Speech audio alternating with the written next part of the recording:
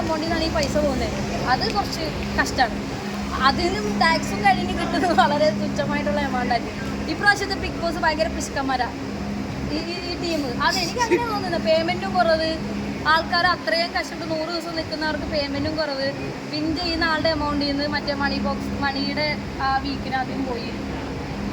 ഭയങ്കര മോശമായി പോയി.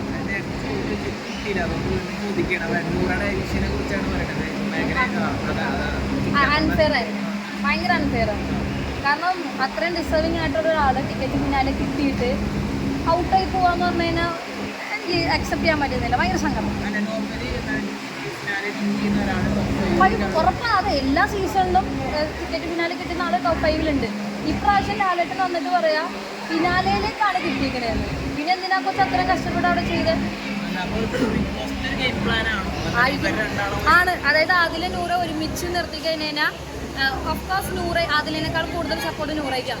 അപ്പോൾ നൂറ എനിക്ക് തോന്നുന്നു ടോപ്പിലേക്ക് വരാതിരിക്കാൻ വേണ്ടി ബിഗ് ബോസിൻ്റെ ആ ടീമിൻ്റെ ഒരു രീതി ആയിരിക്കാം.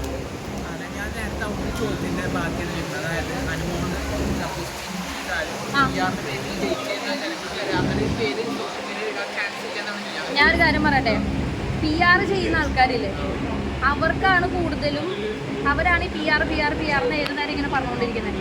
സാധാരണ ജനങ്ങൾ, ഞാൻ മനസ്സിലാക്കിയെടുത്തോളം, ഞാൻ സംസാരിച്ച് ഞാനൊരു വീഡിയോ ഒക്കെ ചെയ്തിട്ടുണ്ടായിരുന്നു. അതിലുള്ള കമൻസ് കാണുമ്പോൾ നമുക്കറിയാം സാധാരണ ജനങ്ങൾ അനുമോളെ ഇഷ്ടപ്പെടുന്ന ഒരുപാട് പേരുണ്ട്, അനീഷിനെ ഇഷ്ടപ്പെടുന്ന ഒരുപാട് പേരുണ്ട്. മനസ്സിലായി? അപ്പോൾ ആര് ജയിച്ചാലും അവരവിടെ പെർഫോം ചെയ്യുന്നുണ്ട്. PR ഉണ്ടായാൽ മാത്രം പോരാ, കണ്ടന്റ് കൊടുക്കണം. ഇപ്പോൾ വേണ്ട, ശരിയല്ല, PR ഉണ്ടായാൽ മാത്രം പോരാ, കണ്ടന്റും കൊടുക്കണം. കണ്ടന്റ് രണ്ടുപേരും കൊടുക്കുന്നുണ്ട്. അപ്പോൾ രണ്ടുപേര് ജയിച്ചാലും രണ്ടുപേരും ഡിസേർവിങ് ആണ്.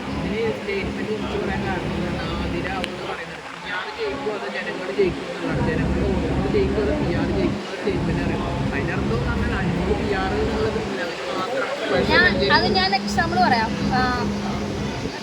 ഒരിക്കലും ജിൻഡോനെ അനുമോളായിട്ട് കമ്പയർ ചെയ്യുന്നതല്ല, രണ്ട് വേറെയാണ്. ജിൻഡോ വേറെ ഒരു എക്സ്ട്രീമാണ്. പക്ഷെ ജിൻഡോയുടെ പെർഫോമൻസ് വേണ്ട, ശരിയാവില്ല. അത് കണ്ട വളരെ ഈ കുലസ്ത്രീ കളിക്കുന്ന കാര്യങ്ങളും അത് മാത്രമേ പ്രശ്നമായിട്ട് എനിക്ക് പേഴ്സണലി തോന്നിയിട്ടുള്ളൂ. ബാക്കിയെല്ലാം കൊണ്ട് അനുമോള് കണ്ടന്റ് അവിടെ കൊടുക്കുന്നുണ്ട്. ജിൻഡോന്റെ പോലത്തെ ചീപ്പ് കണ്ടന്റ് അല്ല അനുമോള് അവിടെ കൊടുത്തേക്കുന്നത്.